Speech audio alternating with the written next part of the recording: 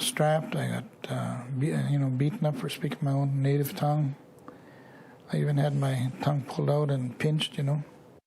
My strongest memory there is when the little girl died beside me. She must have been about 6. Everything destroyed in our world. Mm-hmm. We didn't bother white people. White people bothered me.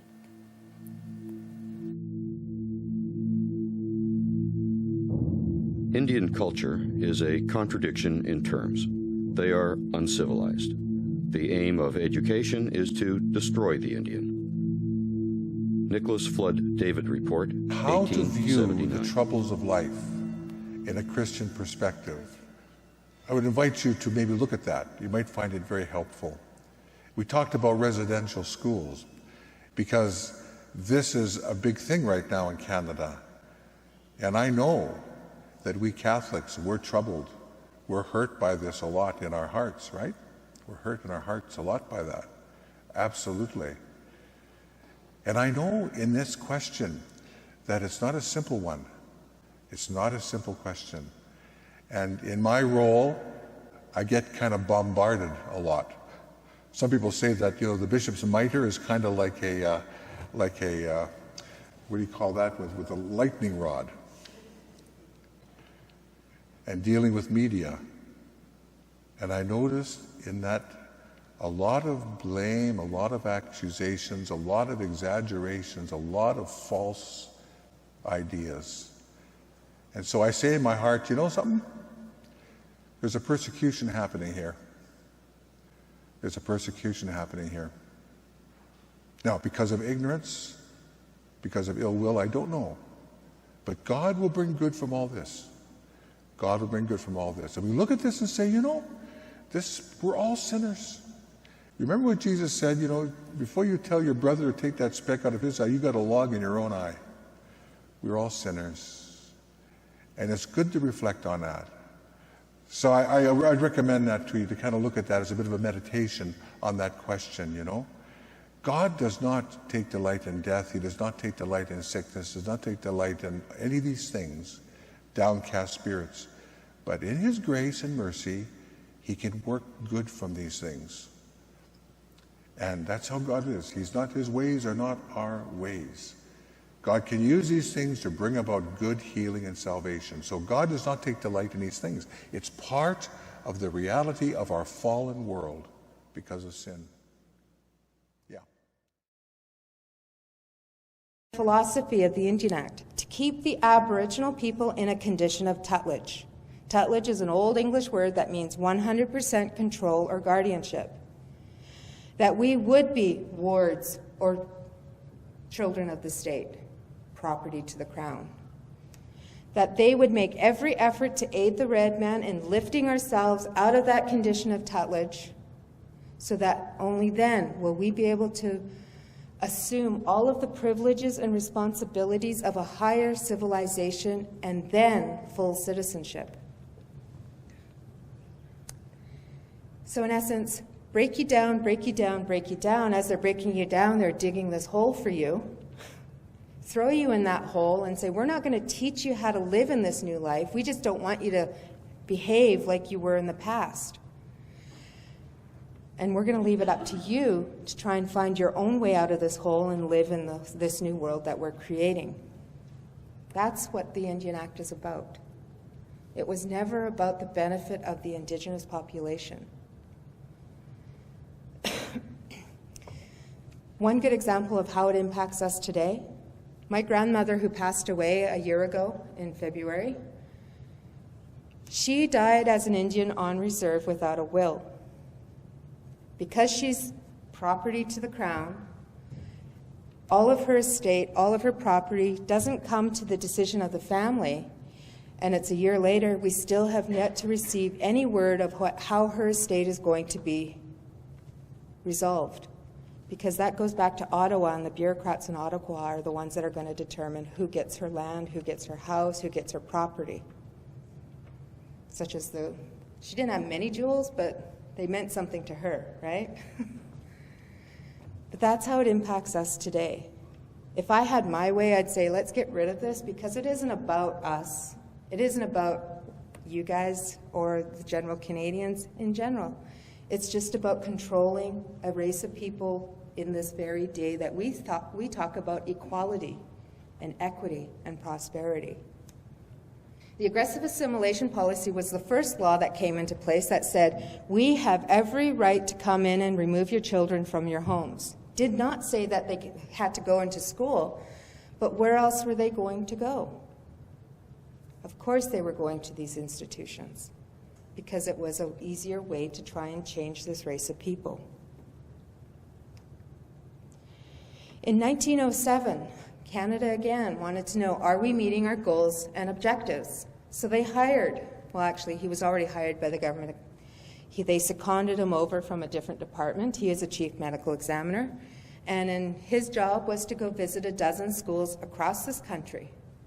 And as soon as he went into these schools, he quickly found out that there was inadequate food, inadequate clothing, there was inadequate heating sources for the buildings, as well as deaths, many deaths due to disease, and unexplained deaths.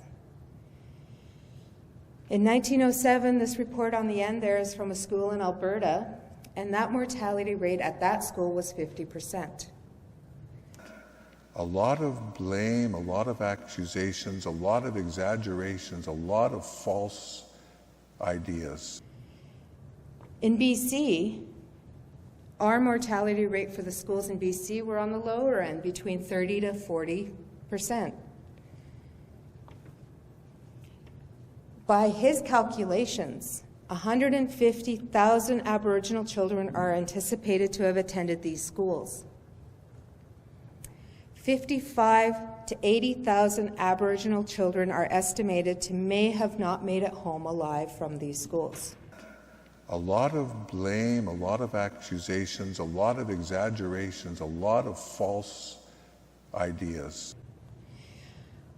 We do have a missing children's task force to try and find out where these missing or these mass graves are on the property.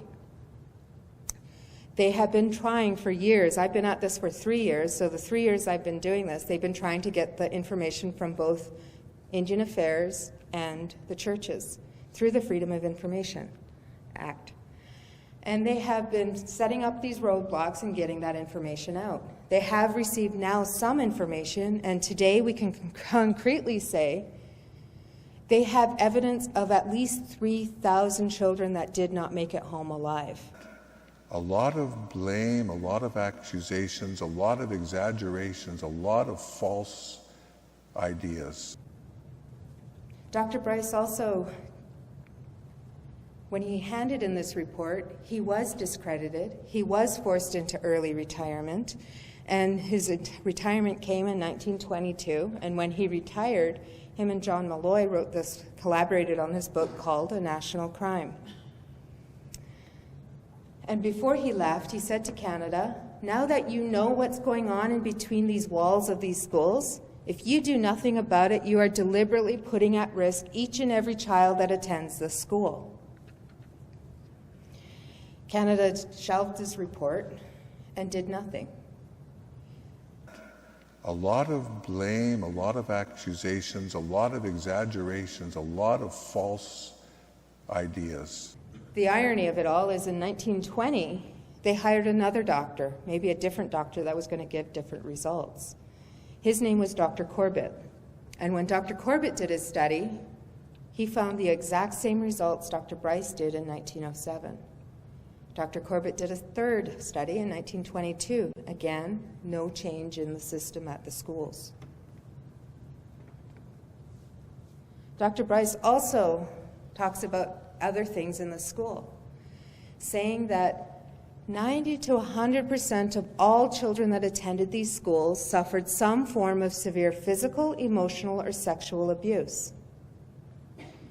Even if we took away the sexual abuse and the physical abuse that took place in these schools, and you only have that one act of removing the children from their homes and placing them in these educational institutions, without the permission of their family, without knowing where they're going, without knowing if they're ever going to see their families ever again, is trauma enough to impact your life on a mental level, emotionally and physically? And how is that going to impact not your life, but the children that comes after you? A lot of blame, a lot of accusations, a lot of exaggerations, a lot of false ideas. But we are aware of the sexual abuse that took place in these schools. In 1988 was when the first students came forward, former students of these schools came forward with allegations of abuse that took place in these schools. 28 of them are from St. George's Indian Residential School. They alleged this priest did nasty things to them. That one priest was convicted and charged of over 420 counts of sexual abuse against boys during his tenure at that school. That's only one priest in one school. We're not talking about the others or anything else that took place in them. A lot of blame, a lot of accusations, a lot of exaggerations, a lot of false ideas. Schools, what they would do is say, healthy child play with sick child, and then they would sit back and say, how long did it take for that healthy child to show the symptoms? What were the exact symptoms? If they were given medicine, did that medicine assist, get them better or not? If it didn't get them better, how long did it time from the time of contact to the time of their ultimate death? A lot of blame, a lot of accusations, a lot of exaggerations, a lot of false ideas. The only problem with once the kids contracted tuberculosis, they were sent away to Indian hospitals because the facilities at the schools didn't have enough of the medicines to take care of them. The only thing with Indian hospitals is that's where more horror stories began and more experiments began. And that's a totally different story than what I'm telling you here today. Just know there's other stories that are going to be coming forward later on about all of the other atrocities that took place. A lot of blame, a lot of accusations, a lot of exaggerations, a lot of false ideas. This is Duncan Campbell Scott. He is our Minister of Aboriginal Affairs between 1913 to 1932. This is Canada's assimilation policy. Very simple. He wants to get rid of that Indian problem. And he will do whatever it takes to ensure that there is not a single Indian in this country that has not been absorbed by the political body. And we no longer have an Indian question. And they were doing anything and everything they could to get rid of that problem. They didn't care if you were still what they call red skin. They just wanted you to be a part of civilization. He was famed for one other thing in his tenure, and that was the mandatory attendance for all Aboriginal children to attend these Indian residential schools. If you were Aboriginal between the ages of 7 and 15, you were mandated to attend these schools. However, once they got the kids into the schools by age 7 and up, they quickly realized these children were harder to break. They already knew their language, they already knew their culture, they already knew some of their traditions. So it made their life a little bit more difficult. So instead of changing the law, what they ended up doing is just taking them at a younger age. 2, 3, 4, 5-year-olds being taken away from their families and sent to these schools. Once it was in law, these are some of the modes of transportation that they were transported in. They would fill these cattle trucks to the brim where you'd be shoulder to shoulder, no sitting room, and just driving maybe a few kilometers away, sometimes hundreds of kilometers away. There's a persecution happening here. There's a persecution happening here. Now, because of ignorance, because of ill will, I don't know. So just imagine, whether it's you or if you have children or grandchildren, imagine you are 5 years old. Imagine you have somebody coming to your door and saying, you have to give up your children to go to these places. Imagine that once you actually got to these places, your identity was stripped away from you, and you were given a number instead of your name. And that's who you were known as from the time that you entered that school to the time that you leave. There was never any transition that was saying, you must only speak English or French from this day forward. It was, you will speak English, and if you were caught speaking your mother tongue, you were beaten senseless. In some cases, if you didn't get it, they would put needles in your tongues so that you would actually understand. English is the way you need to go. A lot of blame, a lot of accusations, a lot of exaggerations, a lot of false ideas. It is God's language, and you will speak God's language. Now imagine you're that parent, watching your children go away, not knowing if you'll ever see them again. That if you didn't send your kids, that you were threatened with jail. If you went to jail for refusing your kids to go, you were fined $100 to $150. Back in the day, $100 to $150 is a lot of money. So of course they're not going to be able to pay that fine. And 6 months was added on to their sentence. They would spend a year in jail, and the kids would still be taken away to school. In my role, I get kind of bombarded a lot. Some people say that, the bishop's mitre is kind of like a what do you call that, with a lightning rod. And imagine being cut off from them for months and months at a time, not knowing if you're ever going to see them again. And in many cases, they never did see their children ever again. If you did survive residential school, well, a lot of the kids did not go back home to their communities. They were isolated, so you never did get to see your families once again.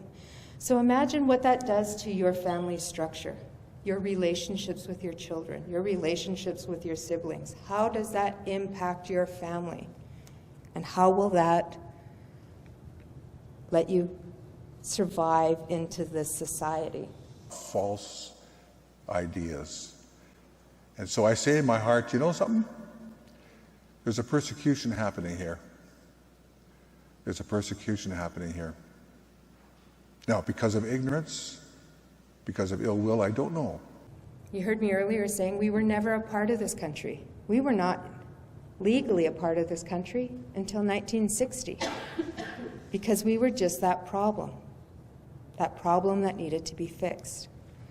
John Diefenbaker here was the first Prime Minister to say, you as an Aboriginal person of this country, I am going to give you this one basic right, this basic right to vote in federal elections.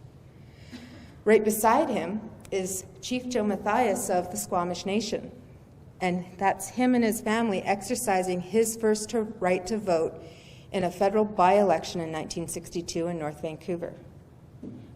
Again, we weren't asked if we wanted to be a part of it, it was just given. It was something that we just anticipated, oh, you want to be a part of this country, let's just give it to you and we'll be a part of it. A lot of blame, a lot of accusations, a lot of exaggerations, a lot of false ideas. 1948. What happened in the world that we actually had to go and define the word genocide? Many of us have lived it. My grandfather went to go fight in World War II for a country that did not want him. For him to go fight in that country, he had to enfranchise himself and his family to go do so. The only difference is when he came back, what other soldiers got and received for honor of their service that they attended there, he received nothing. Even though he was enfranchised, they said, you're Indian, go back to your reserve and find your own house and your own way. What many people don't understand is, or even know, some of our most highly decorated soldiers in this country are Aboriginal. Tommy Prince is the most highly decorated soldier this country has ever seen. The only difference is Many other Aboriginal soldiers did not get the same treatment that he may have got. You see, he got acknowledged. His name got acknowledged, and we know his name to this day. If you go to the War Veterans Museum, they'll have pictures of soldiers on the wall, and it will say, unidentified Indian soldier. Another definition that tried to get passed by the United Nations is cultural genocide. It was ultimately rejected, but once you read the definition, you can understand why it was rejected. Because it's what makes the systematic destruction of traditions, values, and languages that make us different and unique from one another. A lot of blame, a lot of accusations, a lot of exaggerations, a lot of false ideas. Probably most countries would be convicted if this definition of genocide was passed by the United Nations. Take a look at this picture. This is in 1874, and his name is Thomas More. This is what Canada's message was. This is what they had hoped to give out to the general population. When you look at Thomas More here, you see his face slightly, a little bit darker, a little bit dirtier. His hand's on his braid, which comes down to about here. He has a gun in his hand. In his regalia, or his natural set of clothes. And it's quite clearly they're trying to make him look savage, brutal, hostile. You know, that whole definition that we were brought up to believe. And then you go to the other side, and that's Thomas More after residential school. His face is a few shades lighter, in some really nice, nice clothes, nice haircut, looking really civilized, and a part of society. This is the definition of cultural genocide. A lot of blame, a lot of accusations, a lot of exaggerations, a lot of false ideas. At my office, we have a lot of other things that we deal with. And we have resolution health support workers, and their job is to actually sit with the survivors that go to these adjudication hearings where they're telling their story, in most cases, again, for the very first time. And we get a lot of stories from them. And one story that I will share with you, and it's not my own, is if you're 7 years old, you're in this school, you're told you're dirty, that you're told you're not going to achieve anything, you're told you're just a dumb Indian, that your skin needs to be lighter, because that's a part of who we are in this society. This one child started believing this, because right from the time that they're in these schools, they're told, if you don't abide by our moral code, you will burn in hell forever. A lot of blame, a lot of accusations, a lot of exaggerations, a lot of false ideas. In fact, you're 5 years old, you're going to believe what these adults are telling you. Because I have one survivor that also says, I didn't want to burn in hell forever, so I didn't want to kill myself, because his main thought was to try and kill himself. And he said, I wanted to live here on this earth, because what if I do die and then I burn in hell forever? He was 55 at the time, and he still believed it. This other elder would say, I am dirty, aren't I? Look at my skin, I'm really dark, I'm dirty, soap is not working. So what did she do to try and resolve and fix that problem? She started bathing herself in bleach every day to try and make her skin a few shades lighter, so that she would maybe, hopefully, start getting better treatment in the schools than what she was getting previous to that. In my role, I get kind of bombarded a lot. Some people say that, the bishop's mitre is kind of like a what do you call that? With a lightning I got rod. frightened when I was a little girl, when the principal used to beat up the other children, like boys, the boys got the most beating. They used to call it bench party, and it was usually done after supper. And that's where I got frightened, because I saw blood. I remember when we had to shower.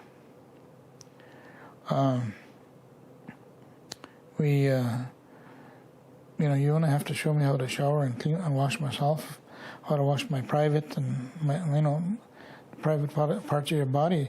You don't have to show a kid once or twice at the most, but not every day. And have the supervisor come in there and basically take advantage of you.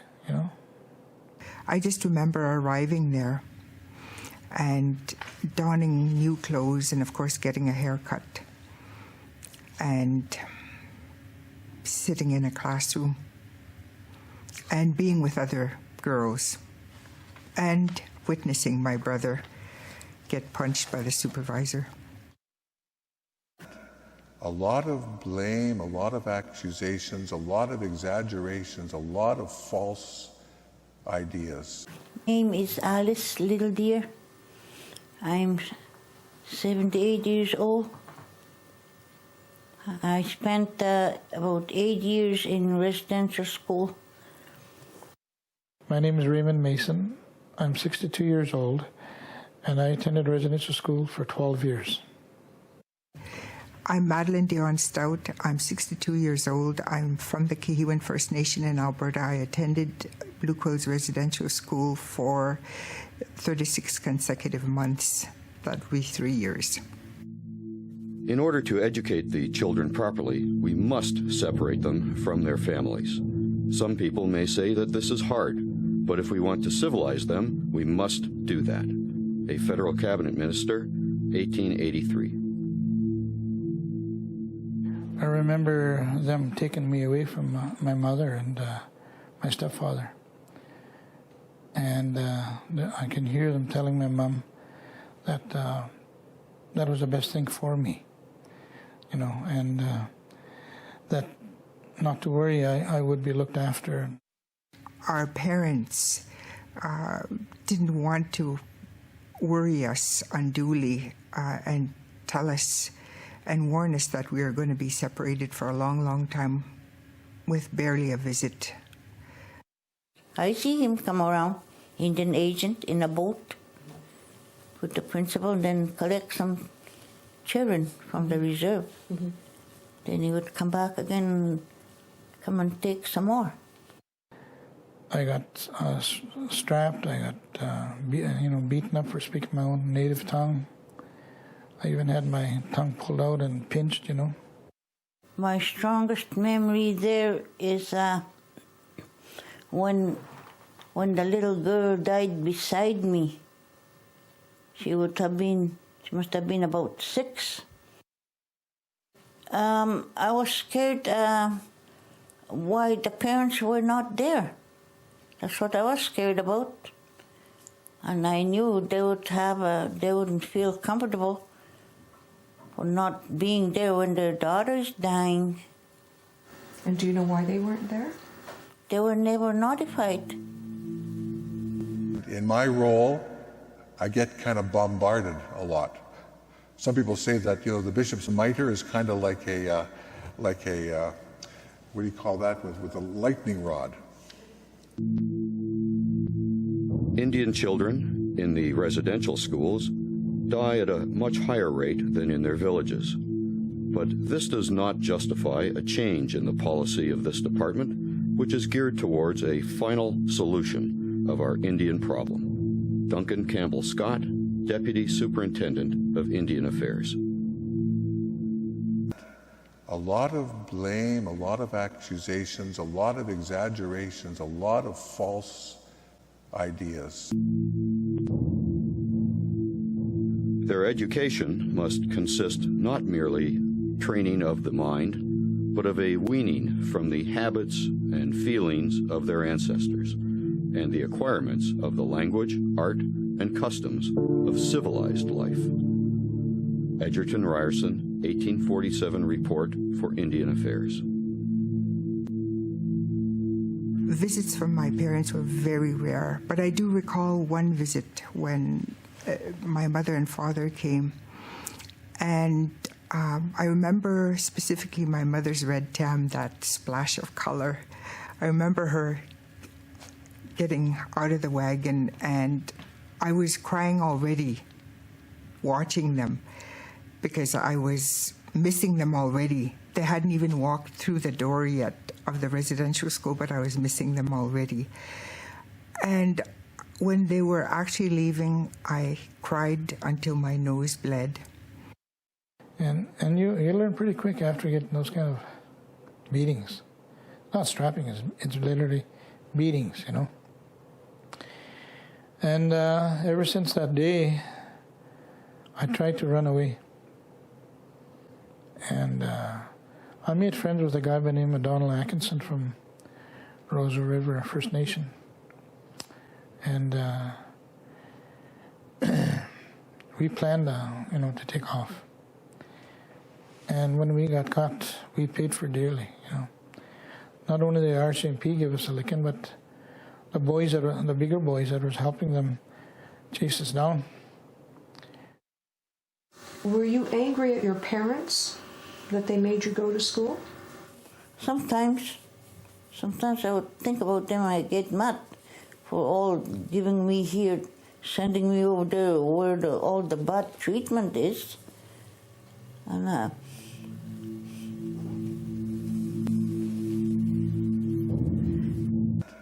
a lot of blame, a lot of accusations, a lot of exaggerations, a lot of false ideas. Tell me how you felt when you saw your children go to that school. well, I felt sad. My first 2 boys went. And then a couple of years after, the next 2 boys went. And so on, as they got older, yeah. I told them to be strong. I had always told them to be strong, to be able to take it like the other children. So you sent 11 kids to residential school? Mm-hmm. How many of them do you think were strong through that? None of them. None of them. In my role, I get kind of bombarded a lot. Some people say that, the bishop's mitre is kind of like a what do you call that, with a lightning rod. What about your children? How do you think it affected them being in residential Well, school? like I said, a little bit crazier than before they went to school. Their mind was a little bit more intact, staying at home with us.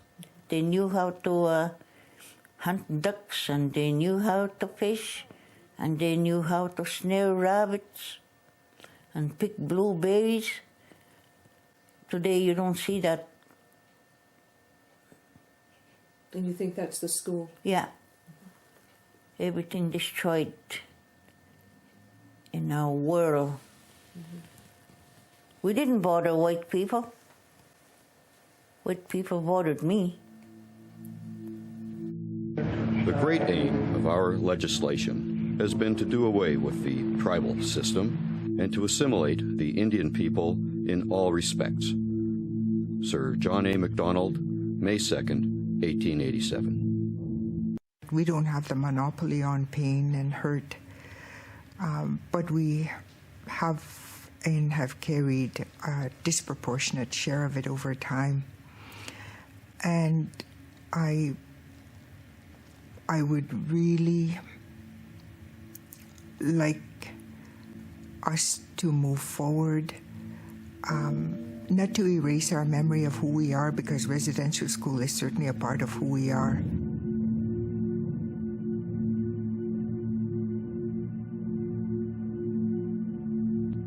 I'd like us all to be a part of a team that really makes a lasting difference for not only residential school survivors, but the other little children who are having difficulties today.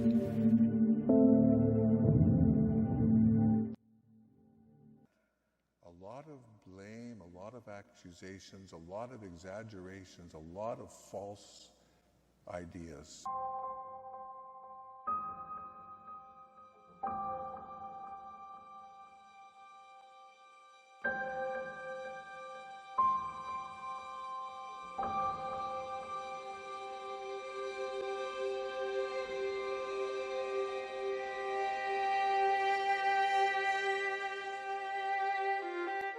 My mother took me. It must have been a Monday morning, I guess, and everybody was at school.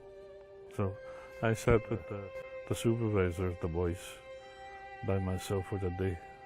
I was allowed. There was a big pile of comic books. That's what I read the whole day. She didn't bother me the whole day. And then the following morning, the supervisor called me to the office. I had long hair. Long hair. I think it was braided. When I came out from that office, I was bald. Then I got myself a number. I don't know, I think I was number 3. That was my first number at residential school. I was always number 3. My clothes were always number 3. Yeah. Did you ever see that electric chair? Yep. I sat on it one time. Mm-hmm. Yeah. It was a steel chair with a battery in the bottom, I think, and wires, and then you had to hang on to the bars here, and then you had to crank up the power. And we tried to hang on for as long as possible. I don't know how long it took, but I couldn't do it. You know, it wasn't just physical abuse, sexual abuse that happened. There was also emotional, mental, and spiritual abuse. When there was a big windows in the boys' room.